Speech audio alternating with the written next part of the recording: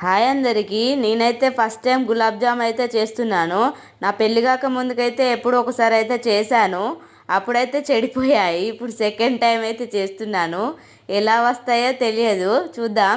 ఒక ప్లేట్లో అయితే గులాబ్ జామ్ పౌడర్ అయితే తీసుకోవాలి. తీసుకొని అందులో అయితే పాలు పోసి అయితే మిక్స్ చేసుకోవాలి.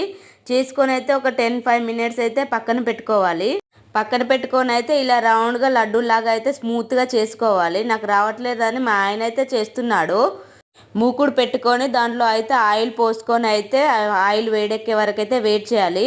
వేడెక్కిన తర్వాత అయితే ఈ రౌండ్గా చేసుకున్న గులాబ్ జామ్ లడ్డూలు అయితే అందులో వేసుకొని గోల్డెన్ కలర్ వచ్చే వరకు అయితే వేయించుకోవాలి.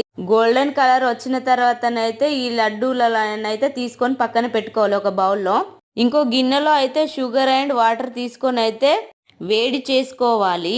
షుగర్ సిరప్ అయితే రెడీ అవుతుంది. షుగర్ సిరప్ చల్లారే వరకు వెయిట్ చేసి అందులో అయితే మనం ఫ్రై చేసుకున్న ఈ లడ్డూలు అయితే అందులో వేయాలి. ఈ లడ్డూలు ఆ షుగర్ సిరప్ అంతా పీల్చుకొని స్మూత్గా అయితే రెడీ అవుతుంది. గులాబ్ జామ్ సూపర్.